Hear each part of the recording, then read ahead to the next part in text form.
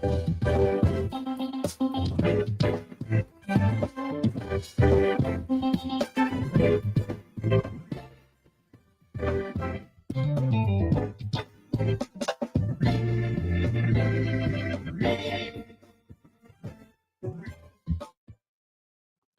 up with it, fam?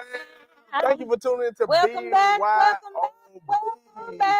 Let's go. Well, we believe the Bible is basically instruction before leaving Earth, where our goal is to bridge the gap between the believer and the Bible. Listen, if you're watching this, make sure you like it. Yes. Make sure you share it. Like comment and share, now. like Tell and somebody share, like B.Y.O.B is live, lit, and local. Let's go. Yes. Welcome back. Welcome back. Welcome back. That song in your spirit, in my spirit. I see. Let them use. But welcome back.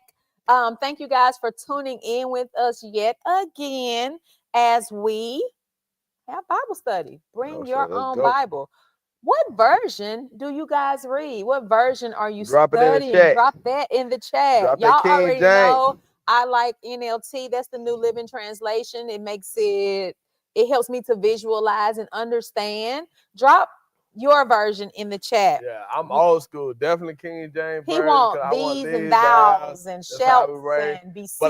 But I do like if you're gonna use. I like the AMP Bible if you're trying to change up your interpretation so you can speak it or say it different. And then those of us that minister or whatever, trying to work on your sermon, making sure you use more words that hit home. Remember, you say you like to sound like a book or sound like a song or a movie or something. So I use those translations to kind of pull out certain words to help me. But when I'm actually studying, give me that. These and thous and shall. I beseech you therefore, my brethren. Yeah. By the mercies of God. Oh my gosh. I see that, y'all. And I be like, okay, I have to remember, okay, maybe that's how they talk then. Those were the words that they use. But I'd be like, hey, y'all, what's up? Yeah. But we know, too, that's just since we're talking about it, you mess with a lot of stuff get lost in translation. Yeah. So different words have different meanings. So I always tell people, when you can, I get upset when people really go into Greek and Hebrew a lot, especially when they minister.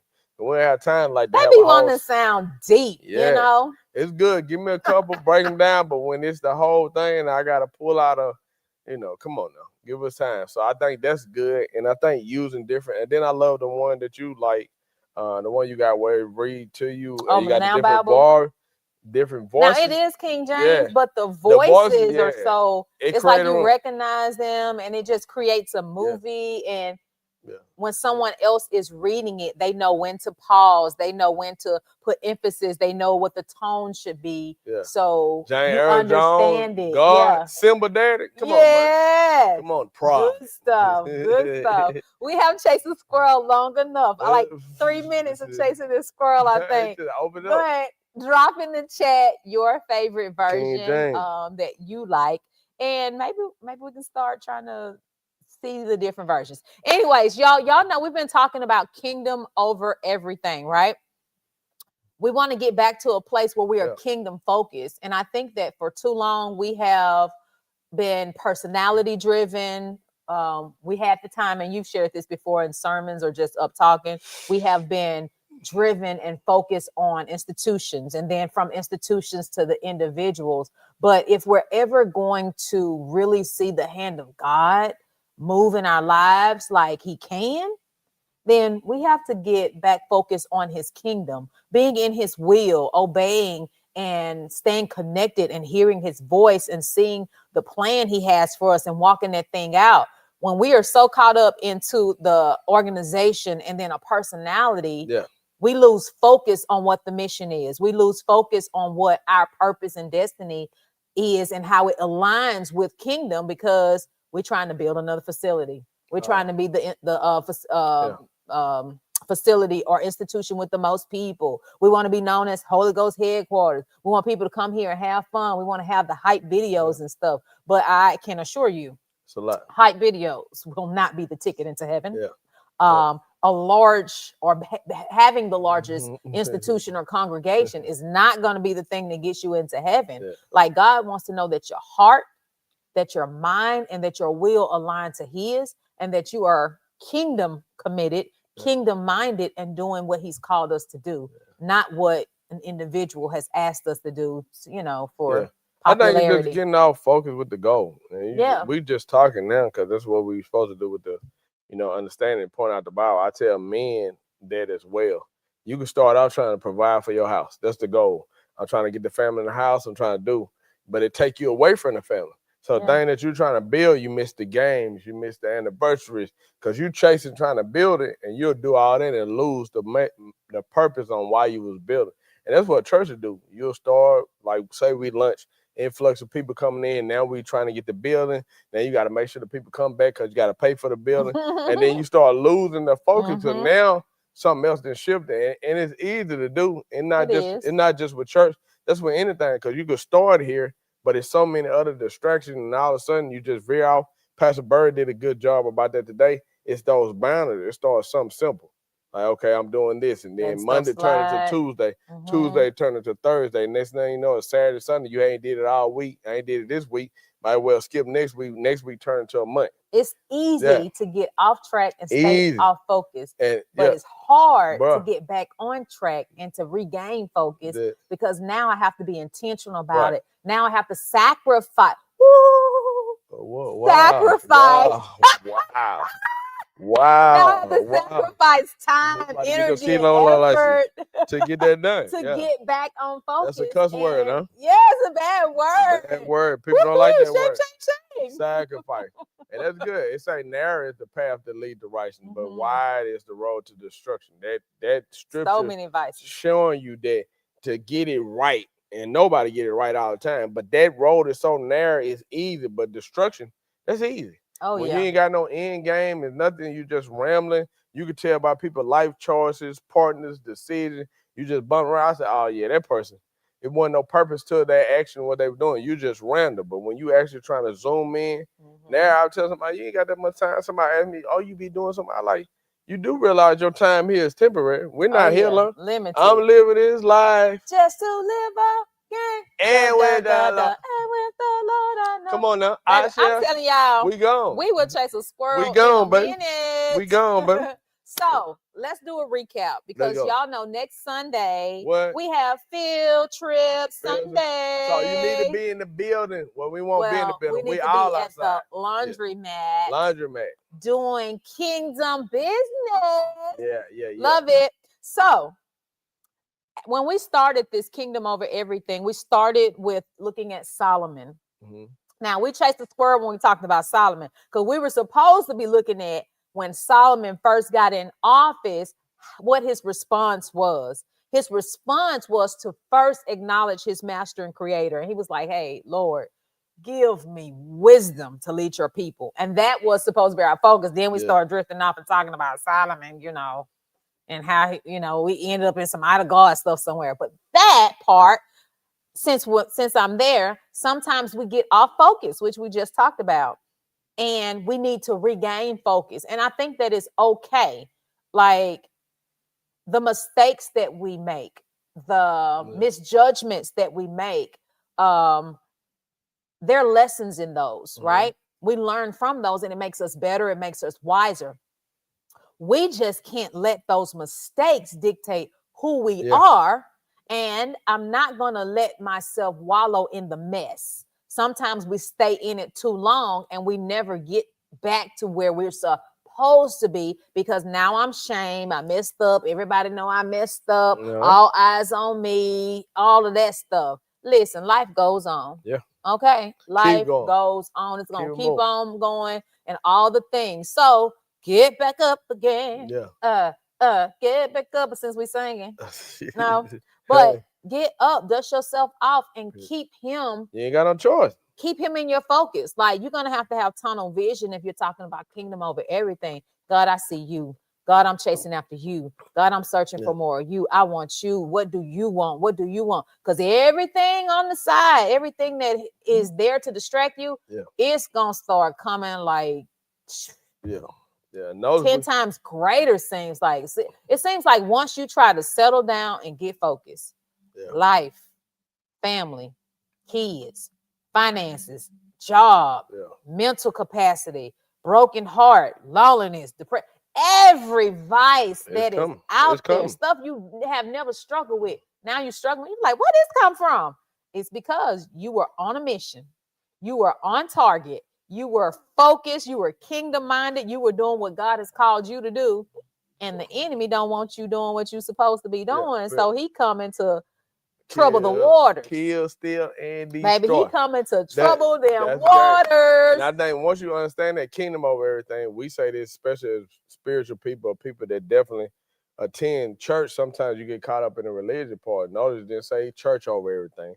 It didn't say the pastor and leaders over everything. It said kingdom. What is that kingdom assignment? Because sometimes we think the institution is him, or we think the individual is him. No, kingdom is God's assignment in the earth realm. Go ye, make disciples.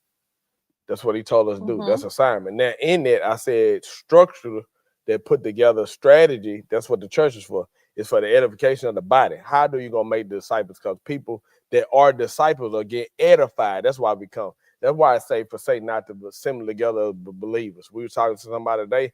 I was telling her that's why it's good to have a place to go or a shelter, because you're growing. As I make kingdom first, how do I learn these principles and these nuggets that I need to sustain in life? You can't do this. You're going to go the whole week.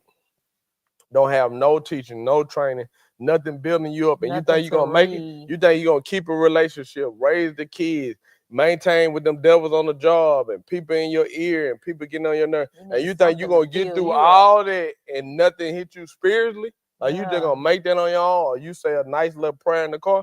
No, get me around other spiritual believers so I can get edified from the worship, from the welcome, like-minded people. I ain't the only one crazy out here. I ain't the only one trusting God. When I get around that, it's supposed to build you up. So when I leave Sundays, that's why I tell them I leave Sunday hype, because now I can pour stuff out. I can cry unto God. I can talk to him. I kind of get some stuff out of me. Now, boom, all right, man, now we can go. But I ain't just coming just to click up with other believers, but it's the strength in numbers, but it's the edifying the body of Christ, because now your gift activated. And I see you pressing in that family. He's still taking care of his family. And so, boom, I can do it. And that motivates you. Come on, man. When you see other people and you know that life for us all, and you see other people just pressing through and pushing through, and they still smiling, they still got their family, they still going, like their lights are fire in you, and you like, well, sure, if they can do it, I can do it. Yeah. Now then you start building community. Well, sis, like, how did you do this? How did you do that? Can you help me? Like now some discipling is taking place, right? I love it. Yeah, that's good stuff. So Solomon sought God first. We have to remember to do the same thing. Again, we're going to veer off. Sometimes we're going to mess up. We're going to get off track. But you got to get back up again, get back on track, regain focus, and make sure he's first. Week 2, we started talking about Mary and Martha and how they were supposed to be preparing. Martha's working. Mary's at the feet of Jesus. She's trying to get all the substance. She's trying to get all the word. Talk to me, Jesus. I think Mary was just like, Mary was like tunnel vision. I see Jesus. I want this word. I'm about to get this word. If nothing else matters. Yeah, go fix it. Martha was like, we got to make it right for him. Let's do this, set this up, clean that up, cook that, do that. Martha getting ready for Thanksgiving. Happy Thanksgiving, by the way. Martha working and she's getting ready. Right. And then she had to be reminded, you got to choose what matters most. All of the other things, your job matters, your family life matters, your emotional state, your me time, all of those things matter, right? But I can't take a me day every day. My job can't be at the forefront of my mind every day. And so much so till I can't focus on my spirituality. I am a spiritual being having an earthly experience, right? If that's my life, I'm a spiritual being, then the spiritual things are the things that matter most. Yeah. Now, I got to live here in this world. Yeah. I got to work. I got to eat. I got to take care of my family. Yeah. So I need to do what needs to be done for that, right? Yeah. And I have to abide by the laws of the land and all of those things. So I'm not taking that away. But above all, with all that, in all that, I'm praying first. I'm seeking God first, and I'm asking for his wisdom. I'm asking for his guidance. I'm asking for his hand. I'm inviting him in to lead me, because I want him to know that I realize without you, none of this is possible. Without you, I'm not going to make it. Yeah. Lord, I am not going to make it without you. So lead me, please. Guide me, please. I'm inviting you in because that's all he wants is an invitation. I'm inviting you in because I can't do this without you. The stress is too much. The depression can be overwhelming. The loneliness can be overwhelming. The financial burdens are killer these days, right? Yeah. So all these vices, all of these things, they're weighing on me so heavy. I cannot hardly focus. Yeah. And the enemy gonna use that. Because if you're so overwhelmed by everything that's going on around you, the chaos, then you're not focused on him. Yeah. So put your focus back on him.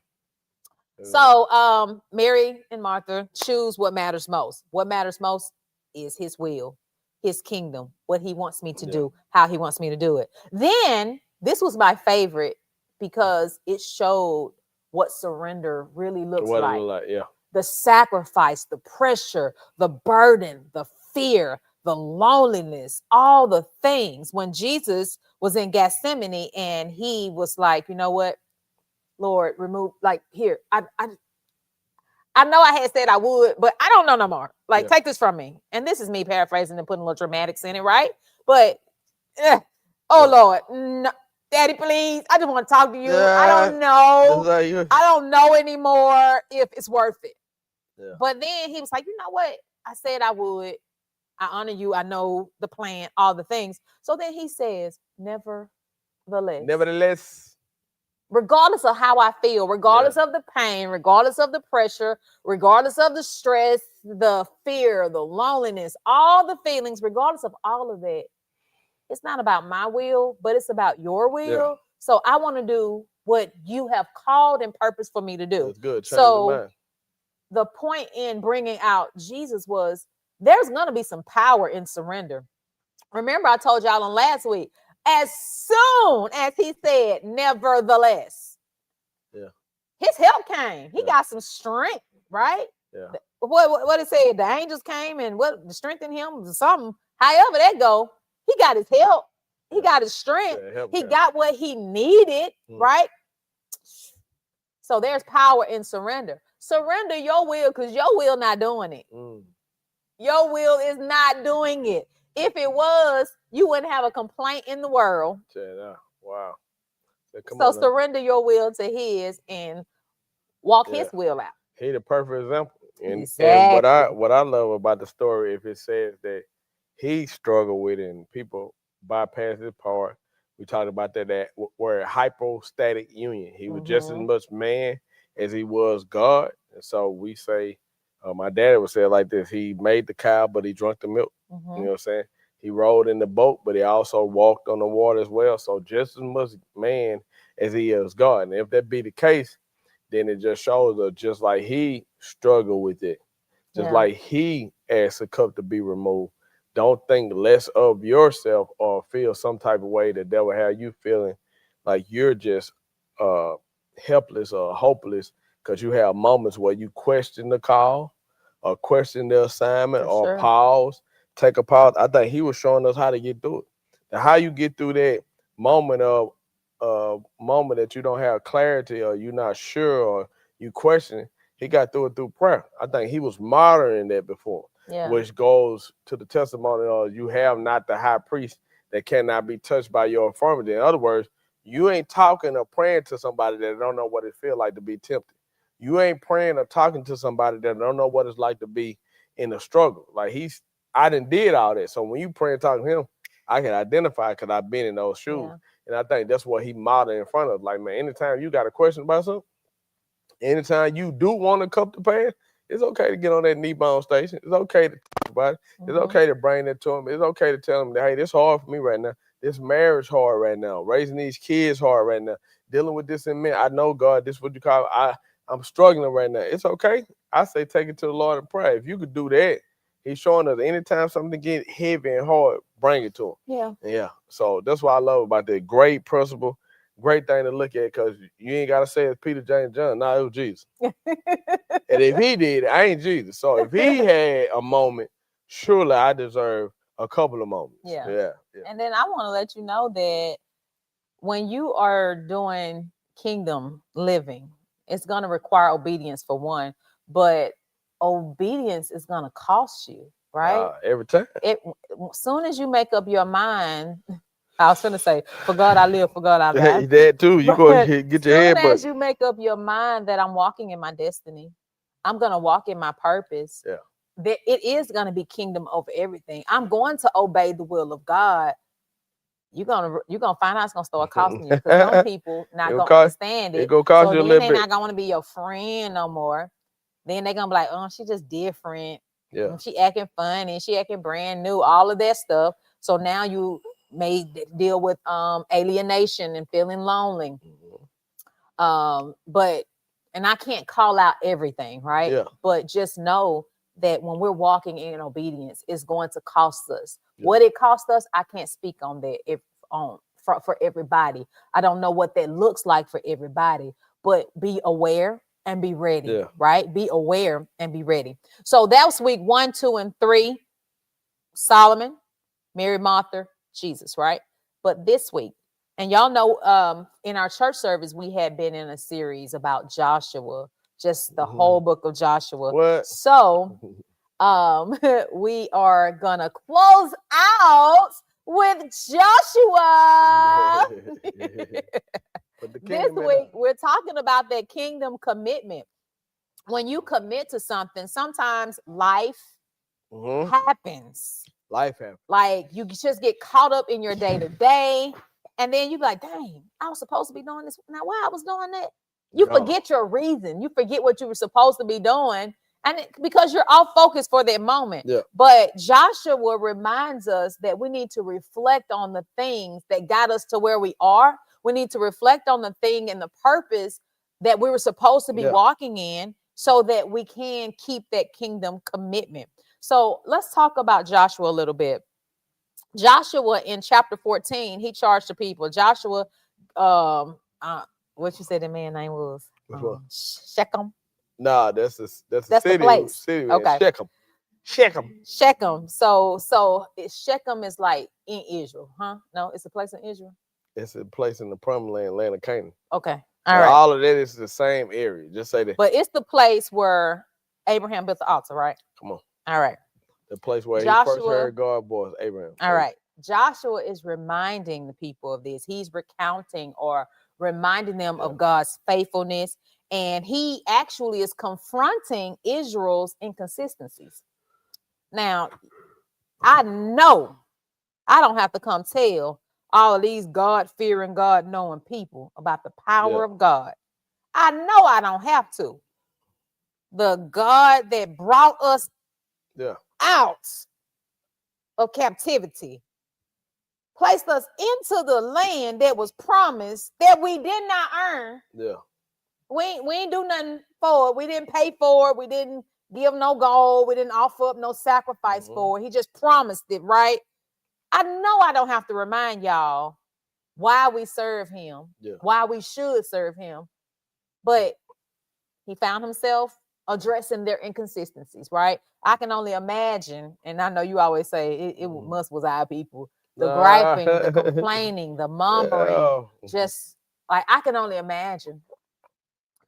You're dealing with the people who had gotten used to a certain way of life. Yeah. And the thought of freedom was liberating. Yeah. Now that you are in your freedom, you don't know what to do with yourself because you're so used to being told what to do, how to do it, when to do it, where to do it. You're so used to being told what to do that you never had to listen to the voice of God, because if I don't do what this man say, they're going to beat me. Yeah.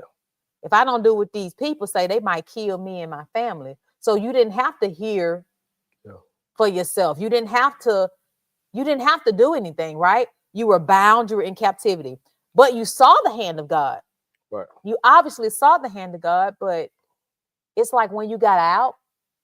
Yeah. And it's like us in real life. Yeah, like when we in some mess, like our we be seeking God. We be, Jesus, Jesus. So I can imagine these people praying and stuff, but we seeking God. We want his hand. Work it out, Lord. Move by your power, Lord.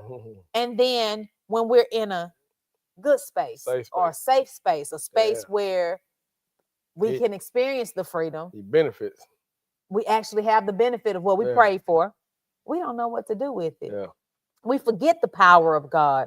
We forget to call on his name. We forget to acknowledge him. We forget to worship and all of that. So this is what Joshua was kind of struggling with at the time. So it got to the point where Joshua like, listen here, people. Y'all gonna choose today. Choose who you gonna serve. Are you gonna serve him or you not? Because honestly, I got time for that. Yeah, he pointed out. And I think we always juxtapose, when you look at the children of Israel, we say God people, our people, because we say a lot of times you can see when you juxtapose both cultures, our culture now, the predecessors, they would be disappointed in our generation. Oh, for sure. Like I think people that knew and marched for education, and now you got a generation that rather entertainment than education. You could go to school, but you don't. But then you have people getting fire hosed, mistreated, beat to go to school. So that whole thing, just a generation. That's what Joshua dealing with. It's difficult when you're dealing with a generation that has the benefit that the other ones had the burden for.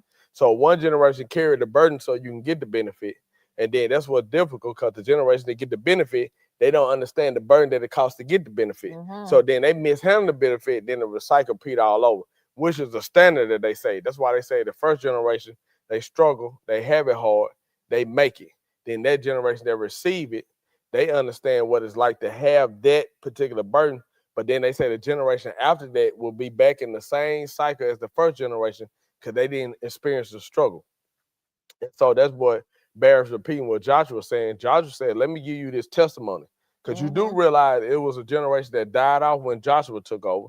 And then he took that next generation into the promised land. But then it's a generation that's been birthed in the promised land that didn't experience what Joshua was talking about. I came in the land with milk and honey. What you mean? I was already here. So I don't even know you can go without milk and honey. So it ain't milk and honey out there? I'm so used to milk and honey. I think this is it. This is how it always been. But it ain't always been like that. And that's what Joshua was saying. He's speaking to that generation because remember, Joshua is getting ready to make his exit. And so this is almost like his final appeal. Man, some of y'all didn't tap back into the gods of your ancestors that we saw in the desert when they made that idol god. Y'all done made some people idols. But then he come and say, some of y'all done hooked up with the people in the land. You forgot the one that got you in the land. So then he check them on it and say, hey, don't get it twisted. Somebody got you here. But just in case you don't know, I'm going to speak for my house.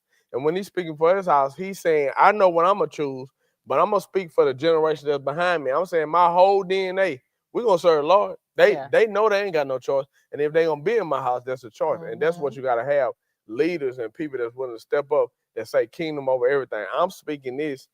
This is it. This the way, this the path, and this the way of life for my house.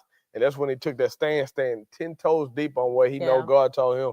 And for me and my house, we're going to serve the Lord. And that service, that act, that willingness to do it, that sacrifice that it costs to serve, because serving ain't easy. God said, regardless of that, and regardless of what it look like, I'm going to serve him in spite of. And I think that's where we at. In 2025, everything that's going on in our culture, everything that's going on in our country, you can see the transition. Like I said, predecessors definitely be mad at our generation because we have literally consumed entertainment and our education and anything for edification. Like everything for us is just entertainment. We on a loop from our music to what we watch on TV to what we pursuing it now. They done messed up and tied funding to entertainment now. So now people really ignorant because at one time you just being entertained. Now they didn't create a whole lifestyle. Well, you have somebody successful and they'll get somebody that's ignorant to speak on politics. That person a dummy. Well, what you think about they don't know what you talking about. They just there because they did something stupid on social media or they said something entertainment or they know how to get behind a beat or they got a voice and they show you that the culture didn't flip. And I say this and I won't go too hard on this because they ain't fair, right? But I say we the owner culture that they do that. You talk to entertainers about the future. Hey, LeBron James, what you think about what's going on with the election? What? You don't hear that about any other. You don't see no baseball player being interviewed. You don't see none other culture, no soccer, or none of that speaking on the behalf of our culture. But our culture have moving it. And I feel like that's what Josh was saying. Hey, y'all done lost y'all way. Yeah. You look at that Dr. Martin Luther King. I'm finna mess his name up. Minister Malcolm X. Who was those voices back then? That wasn't even politicians. That was the ministers that was speaking on behalf, intelligent and saying what the community was.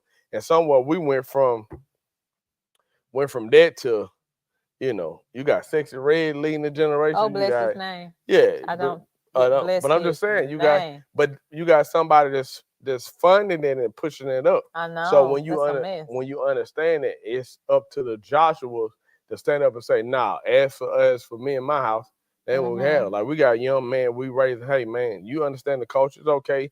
Dress code, enjoy life, understand it. But look at the bigger picture. You need to put God first. So all this is good, but let your mom and dad show you this the way."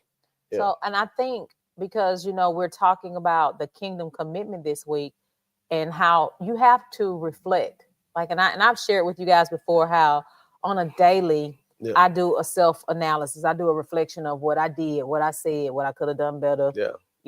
And hopefully next time, if I didn't do good this time, hopefully next time. You'll do better. And when we were talking earlier, I was saying that reflection reveals your fruit. Mm-hmm. It allows me to see, okay, well, maybe you weren't so nice when you said that or when you did that, or maybe you was on one today, so maybe you need to walk in a little humbleness or whatever I'm dealing with. I get a chance to reflect on that myself, and I'm bringing that up to say that as kingdom-minded people, we have to reflect on what we're doing. We have to reflect on how we're doing it. We have to reflect on the kingdom commitment that we made. Yeah. We have to reflect on the purpose, the destiny, and the plan so that we can walk it out, do our kingdom business. Something that I like that Joshua did in chapter 24, he didn't come at them and start giving orders right away. Yeah. Because we try to think strategy, we try to think logic. Okay, we're here now. I need this group to go over here and do this. I need that group to go over there and do that. I need y'all to do this. But now it makes me think about Mary and Martha. You have to choose what matters most. And in chapter 24, Joshua chose what mattered most, which is something we have to do. He needed to recount their entire journey.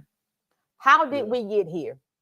Because we were in Egypt, being beat, whipped, all the things. Then we wandering around all this time. We lose Moses. We all in our feelings. We're a little confused. We're feeling some type of way. Yeah. Let's talk about how we got here. And that's something we have to start doing, because you said the first generation, they get out there and they getting it out the mud to make it easier for the second generation. The second generation comes in and we're like, oh, well, we praise God. Then they try to make it easier for the third generation. Then after a while, people start forgetting. Joshua said, we're not going to forget. Yeah. Let's talk about how God called Abraham. Then let's talk about how God brought Israel out of Egypt. Yeah. Let's talk about how he parted the Red Sea. Let's talk about how he destroyed all of our enemies. Let's talk about the land that we own that we did not earn. Yeah. How did we get here? Let's talk about all of this stuff. So he's making them remember the power of God. He's making them remember the call that they have. Y'all are chosen people. He's making them remember before he starts saying, okay, go set up over here. Go do this over there. Go do that. Now, we're not finna get busy and work. We're finna remember the power of God. Because once we remember the power, then we'll remember now get in his presence. Yeah. We'll remember, let's commune with him. Let's talk to him. Let's understand the destiny he has laid out for us so that we can remain committed to our kingdom assignment. Yeah. And I think it's powerful because he says, what we were talking about earlier when I said that remembrance part is so important, because he tells us that we're communion. As often as you do this, do this. He said, do it in remembrance of me. Don't just do it. When you do it, though, I want you to reflect back. So he's showing us the power in reflection and remembering, because once you tap into that, in that, and I understand that scripture too, because it said we're overcome by the words of our testimony. What is a testimony? A testimony is something that was a test that you overcame, that became a testimony, and now he's saying use that as a trophy. So every time you do this, it's a trophy under me. Like, hey, don't forget, hey, the only reason why we're able to partake of this is because of what I went through. And that's what he's saying. Part of our lives, when you're going through sometimes you just got to reflect back. Man, I done been in worse situations. Or this ain't nothing new. I done had the doctor tell me something, or God overcame it. Or I have experienced this because mom went through this, dad went through this, hey, my sister went through this. And that's why he said we overcome us of the words of our testimony, because I get strength knowing that I'm not the only believer that have challenges. And because I have challenges, and because I seen my brother and sister make it, I know I'm going to make it too. Or just reaching back, getting my own testimony. By now, anybody been saved in a little time, you ought to have plenty of stuff that you ought to just pull that joke out of your scrapbook. Not you know this. what a testimony is? Come on. And I know we always talk about it's the test and then we share our story, right? Yeah. But it's a reflection. Yeah. It's you remembering the days that you were in the mud, that you were stuck, that your back was against the wall. You ain't have not 2 pots. Yeah. You know the rest. You didn't have 2 nickels to rub together. You ain't had the window for the pot either. But you start remembering how God brought you through, how he brought you out, how he gave you peace while you were still in it, how he gave you strength to get through it. You start remembering. And what remembering does is it keeps us humble. Yeah. Because, I didn't get here on my own. Yeah. I can assure you I didn't. Yeah. Because there were some days I was in that closet crying, wondering where the next meal was going to come from. Mm-hmm. There were some days I was crying, embarrassed, trying to rip the eviction notice off the door. What? There were some days we were crying because the cars got repossessed, or I didn't have money to get diapers for the kids, or whatever the situation may be. When I remember, it keeps me humble. Keep you humble. It keeps me from saying, I worked 2 jobs. I put myself through school and I got here on my own and I did it. No. The wake-up call. It's not by our power, nor our might, but by his spirit that we are where we are. Reflection also keeps us grateful. Yeah. When I keep my focus on him, right? And I remember all the things he's done for me. And I'm just going down the list. God, you're good. You didn't have to do that, but you did. Like, then you start thinking about, dang, you love me like that? Like, I started chasing squirrels. And every time at the end of my squirrel chase, well, I ain't gonna say every time, but a lot of times at the end of my squirrel chase, it'd be a whole Easter service. Because I did like the Baptist preachers. I done went to the cross. I'm like, dang, you love me that much? You died for me? Oh my gosh. Like, my squirrels lead to the cross. I'm not lying. You have a moment, huh? My squirrel lead to the cross, because then I start thinking, then I start thinking, then I just be like, dang, God, like that is like that? Like, you love me like that? You start thinking, then you start thinking. Baby. You start thinking, then you start thinking. Then you start thinking, then you start thinking again. And it's just back and forth, back and forth. Is this a constant every day for me? No, like, because I work. I have a husband, I have kids, I have things going on. But when I do, my gosh, when I do, and I'm trying to be intentional about the consistency of it. I'm trying to make sure that I do it on a daily, because at present time, I don't do it every day. Yeah. And that was good. Some days I be tired. Hey. My husband say, let somebody hit me in my head. I be asleep with the phone in my hand like this.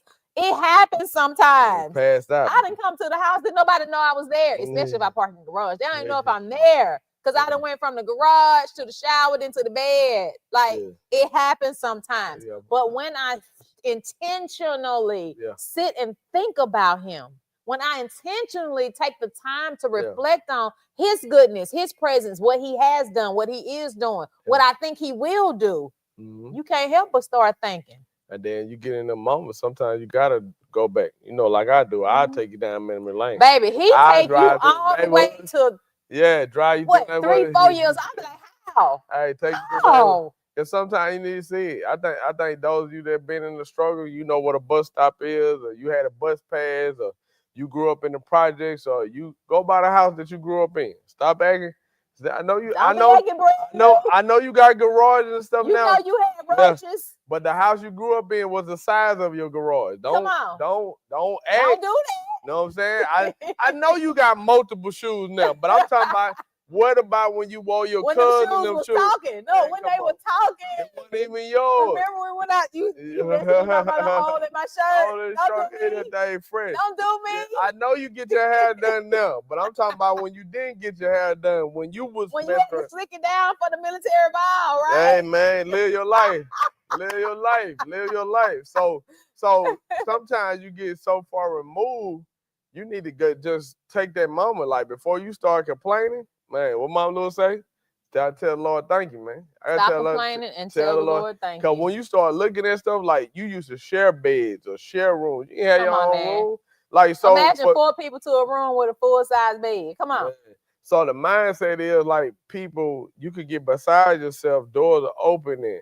Man, like, before you even start, just take that moment, man, find a thank you. And I told somebody, when you find a thank you, it make you look at everything different. Your lens different. Like you tripping. You complaining about something and somebody in ICU with their loved ones. You complaining about something and somebody just got a notice say they got 30 days, you know. So you're complaining. Yeah. It ain't even worth complaining because you compare it to somebody else's situation. You complaining about Thanksgiving might not be, or you couldn't travel, or you couldn't do that. It's somebody ain't gonna see it. Yeah. It's somebody ain't gonna even make it, you know. And then I don't want to get caught up because everybody's struggle is different. And we talk about the struggle of not having or not having enough or not being able to provide. But it's some people out here that struggle with depression. Yeah. Like, feel like nothing in life is going right. Why am I here? Like, what is my purpose? I can't figure it out. Like, confused in your mind, just going back and forth. Is God real? Like, what do you want me to do? Is he talking to me? Man. Why people look at me like literally going back and forth in their mind. It's people out here struggling with loneliness. Why don't I have a spouse? I want a family. Like, why can't I have those things? I want it. I look nice enough. What's wrong with me? Is something wrong with me? Like, people are literally struggling and they having a battle in their mind. So just because you may have your coins and that wasn't your struggle, there is a struggle there. Man, it's just not the same struggle. Because you need to think on that too. My dad said one of the biggest diseases is comparisonitis. Oh my! And then social media be lying. So you on social media, you on social media, you looking at somebody. That's look at that. Oh, and you on that ain't even their dog. Ain't that dog? They be doing it for the vibe. Man, terrible. For the gram. So I told somebody, man, ain't no way you live on that thing and you get psyched up and people telling you lies. Hell in the house. They want to give up on life. You sitting there judging your moment and don't even understand them people give everything in the world to have a peace that you have. Or just to be able to smile. To be able to just go in a room by themselves and have a peace of mind, man. You don't even know the agony that a person goes. Yeah. And that's why I told somebody I never cover nobody else's gift. And I used to say this all the time because you will compare. That's almost like your human nature. Like, man, this and that. One time I was looking at somebody's situation. I just thought about all the stuff that person lost. Like, man, God bless them, man. They deserve it. All the stuff you done went through, people you done lost, loved ones you done lost, people you done fell out with. I was like, man, I would never want that. You know what I'm saying? Yeah. So thank God for my experience in my life moments and my wins he gave me, because you see other people, and I've seen people this, especially when it comes to ministry or even in law enforcement and just my career path, military. I've seen people want people platform. I done seen people want people ranking there. And I'm like, you don't know what behind that closed door. You don't know what that person. You don't know my story. To get there. All the things that I've been through. Man, you might not want that. You never understand my pain.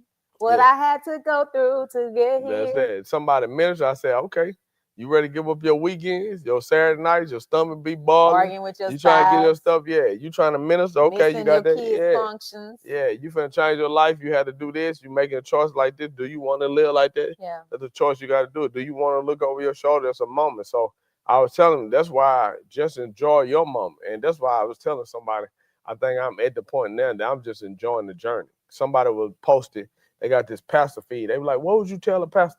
Some people that come in, it's thousands of pastors in there. Don't do it. Get out of it. And I'm laughing because I know the struggle, because what they speaking from experience, because people don't show up and people not faithful, people not like that. And what it is, you're projected off people. Mm-hmm. But you got to realize that purpose. Like, I really came to the conclusion, and I thank God for the people that show up and the people that support, people that watch online now. But I came to the conclusion and the resolve in my life that this don't have nothing to do with them. It had everything to do with the person that told me. So this really between me and him. Yeah. Let's go. And if you let yourself, like we talked about that path, if you get distracted, if I get distracted by people come, people go, people show up, don't show up, you'll lose purpose on who told you. Because you'll get all bombarded with everything that going to people. Nah, man, this is my assignment to him. I got to honor him in it. Mm-hmm. And I told him that. My goal is to make sure that he pleased with it, not just people, because you can please people. That's why he said, in that day, you're going to stand before me. You cast out demons in my name. Son, praise in my name. How you don't know me and I've been doing all that? Meaning you can work for me and not have a relationship with me. So he's saying you can have religion and lose me with relationship. I don't want it. Man, give me the relationship, keep the religion. So that's where I'm at. And it's like in that, in every part of life, like figuring it out, learning that. And that's why I say I thank God for the age and stage and the grace that I'm in now in this space. Man, I just want to enjoy the journey, the ups and downs, the nonsense, the crazy stuff, like just the whole moment. It's just taking it all in process. Like, man, I thank God for the space I'm in. Not that it's perfect, not that everything together, but it's just moments. Because I can look back now, and I think you brought it up. I can look back at the repossession and laugh now. I can look back at those eviction notices that came month after month. I think about 6 to 8 months in a row. The more I hit the door. Now getting those eviction notices. Let me look at me clearly. Come closer. Let me Will Smith you. Now when you getting it, it ain't no Jesus joy or no journey. What I'm talking about now. But I'm saying looking back now, the testimony, that's what made me laugh now, because you done been through it. And what good is a trophy or testimony and you ain't never been through a test? Yeah. That mean nothing. But when you done been through something, you could look over your life, like an old person would say. When I look back over my life. Man, come on now. Come on. When you at that point, I could understand it now. Like, okay. Oh, that was gonna hard. Let that go, Easy Nate. That was hard. I can understand it now. Yeah, that's it. But I think they say I understand it now. Yeah, but I said I can understand it. I know, okay. Yeah, that's what I said. Yeah, that's what I said. Say what you say. You trying to tell me what they said? I'm trying to tell you what I just said. To keep you forever young, baby. Oh man, I like my grace. I like that. Look at it. I like that smooth. We were talking about reflection, right? And I said that reflection keeps you humble. It keeps you grateful. Yeah. There are a couple more things I wanted to say about reflection, because reflection makes us aware of our growth and our weaknesses. So like I was saying, when I have my self-analysis, I know what areas I need to grow in. I know what areas I'm weak in. I know what areas I have progressed in. I was like, okay, I did better on that this time because I remember when. And those areas where I'm weak, I be like, dang, I'm down bad for that one. I could have said that a different way. I could have did this. I could have, but I didn't, and I know it. So it reflecting back on and it's not just our actions, y'all. When we are reflecting, we're reflecting back on our purpose, destiny, call, the plan of God for us, the commitment that we made to the kingdom, our kingdom alignment. We're reflecting back on all of these things. And as I'm saying it, I know that it may sound like it's a lot, but you just said, you was like, like, what did I do? And sometimes this is how I go. Like, what did I do to bring glory to him today? Because when I'm in my prayer time, I was like, okay, Lord, use me to draw someone closer to you today. It's something I say or do, right? So when I am reflecting, I'm like, okay, what did I do to bring him glory today? Yeah. Dang. Well, I know when I had the attitude, I know that didn't quite do it. I had snapped on her, so I could have did better there. Dang, man, I messed up again. So I'm reflecting on what I didn't do, how I did. Because at the end of the day, one of my kingdom goals is to bring glory to him. Yeah. And in what I did I bring glory to him, right? When we are reflecting, it reveals what God has planted on the inside of us, so we know what we still need to work on. Yeah. So I know what I need to work on. I got this thing now. People offend me. Oh, I'm cutting it.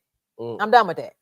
But I can't just cut it without addressing it. Like I'm literally this year learning how to address issues in a professional manner while still trying to be a spiritual person without letting the attitude and all that stuff get in there. Because my mind be telling me, they got attitude. I can have one too. Yeah. They not speaking, I ain't got to speak either. We acting like that, I can act like that too. But that don't bring glory to God. Yeah. That's not me showing the fruit of the spirit, right? Yeah. It's not, it's just me and my flesh. Yeah. And every day we have to make a conscious decision, and we have to be very intentional about this, of killing our flesh. Yeah. Okay, what does that look like? Not today. I'm not going to entertain foolishness today. Yeah, I'm going to speak positivity today. Yeah. Even if I'm faking it till I make it, I'm going to smile regardless today. Yeah. When somebody say something to me, I'm going to say, oh, bless his name. Yeah. You may not know what that means. I may not either. But oh, bless his name. And eventually that's going to ring in your head. What she mean by oh, bless his name? You might hear it in church. Then you be like, oh, bless his name. Like it's going to do something. But I'm going to be intentional about what I'm doing, because I want my actions to align with my kingdom goals, my kingdom commitment, my kingdom focus. That's good. And I told my clap back because people think like you said, I get loud and then my personality sometimes it'll come off wrong. Yeah. And people are thinking I'm about to fight, even at work, because I got my tuck on there. But I told them, man, I used to tell people, man, I ain't finna do nothing violent. I might look the angry black guy, whatever, you might get out of that. But one thing they don't know about me that I do with me and my executive assistant, bro, I'm going straight to the power agreement book, the union book on you. I'm going to hit you per policy. Page 1, chapter 2 said equal employment or unfair work or hostile work environment. I'm hitting you with straight policy. He's my union rep. Look, just but this is what people don't know. They think I'm no. I'm gonna hit you with the same policy and procedures that have been put together, and this is why I'm backdooring. And I said this to say this as a believer, it ought to be the same thing in your life. Instead of me just putting my mouth on the situation, making it worse, I'm gonna put the word back on it. What is our policies and procedures? Those 66 books that say I'm the head and not the tail. I'm the lender and not the borrower. I'm the healed and not the sick. So if that's what the words say, anytime something that's contrary to what this book say, I'm gonna put the policy on it. You know why people get mad and stuff? And I told people at work, you know why you upset and mad? Because you don't know the rules. You don't know the policy and procedures. So that's why that person can lie to you, take your time, take your promotion, do whatever they want to, and skip over you, and you could be here 10 years and people do. You don't even know what you can and can't do. You don't know what that book say. They said. I said, well, who told you can't take off like that? Well, I'm just saying they ain't never let because you ain't never read it. It's in your policy. What does say in the book? Yeah, it do say that in the book. Thank you. So my thing is, if it's in the book, that's what you're standing on. And I'm saying that's the same thing as a believer. You in the world, but you're not of the world. So when stuff happen in the world, let me go to the system that I'm a part of. Yeah. And let me apply what the word say. Hey, doctor, what you said there? Okay, and that's in the liver, right? And then what it do in the liver? Yeah, it's 18 months. You got to get, okay. And say the name again so I can say it proper terminology. Okay, that's the proper term. Okay, thank you. God, right now, the doctor said it's Rita, and I need you to help. You know what I'm saying? So if that's what the doctor's saying, then let me apply that. I need the right name so I can call it. I don't want to call it the wrong thing. I'm saying kidneys and the liver. I need to say exactly what the doctor said. I need to know the word. There you go, because that's what the man in the white coat said. So while the man in the white coat talking, let me go to the man that's sitting on the throne. Hey, the president just put this out. They changed the policy, procedure with job. Okay, what did he say? Okay, so they changed it with his job, and then they downgrading over here. Okay, so then they don't pay. Okay. God, right now, you see they changed up everything we're going in. I'm expecting increase in overflow. God, you already know. We talked about the house, talked about the car. I've been being a good steward. I pay my tithes, do my offering, I've been saving. God, we talked about this. Credit score up. I need. Yeah. See what I'm saying? But I'm applying. Yep. Come on now. And studying my feelings. Oh, you wouldn't believe. I don't know who they think they talking to. You doing all that. That don't mean so nothing. Much energy. It takes so much energy. Yeah, they get so mad at me. And one thing I love to do, and I'm going to let you have it, I be so messy. I CC everybody in my email. Because my email ain't no feelings. It's all facts, procedures, and policies. Now, argue that. Because what I know is they can argue with me all day. You can't argue against policies and procedures. Mm-hmm. You go, no, chapter 1, verse 2, pays this, the Lord third boom. I'm putting all that down in there. Killing them. The union person had called me one time like, hey, you ever thought about being a union steward? I did that before. You got that. I ain't finna bother with it right now. But what she was saying is she ain't never seen nobody come out the policy like that.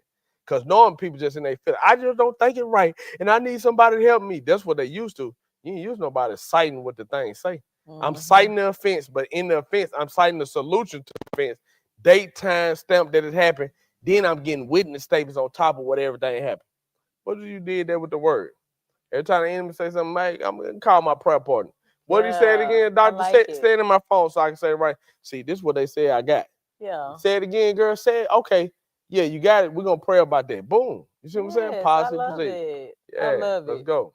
Yeah, we running out of time. What? Not out of minutes. Definitely not out of minutes. We out of minutes. We out of messages. We're not out of messages. I said it backwards. We are out of minutes. Okay. Nah, you good. You see how he come for me? No, we both said it. Kingdom over everything, guys. Your commitment to kingdom needs to be renewed intentionally. Like, you can't just say, you get saved. For God I live, for God I die. And that's it.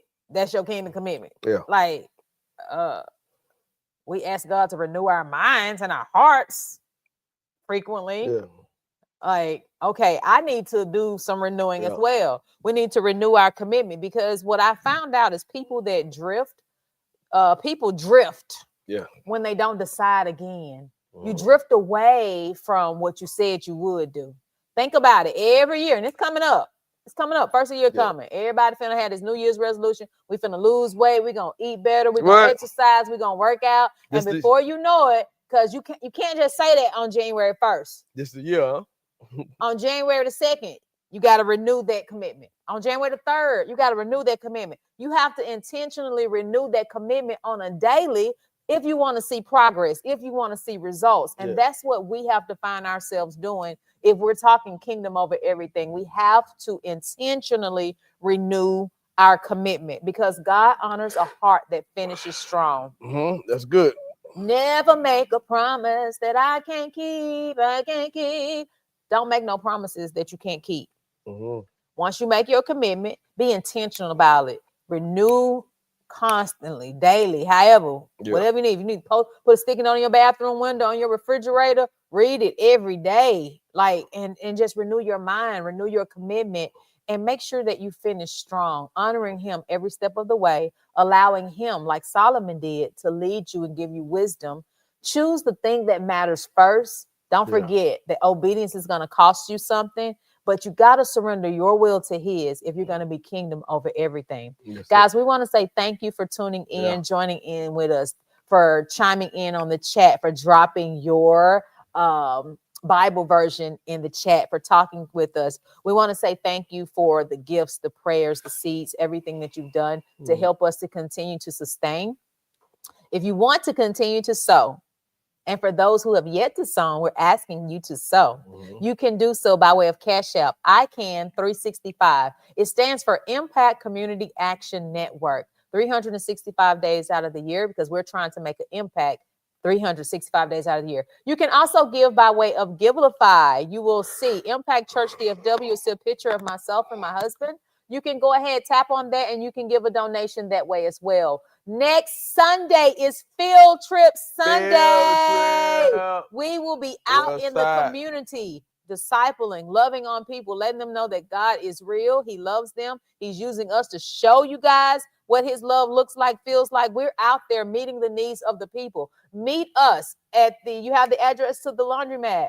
Go ahead. It is on Main Street in downtown Mansfield, Texas. Meet us there. You can't miss it. We are in the community working the principles of God. We are in the community pulling people closer to God by way of meeting a need. 405 South Main Street. 405 South Main Street. Meet us there next Sunday, 9 o'clock.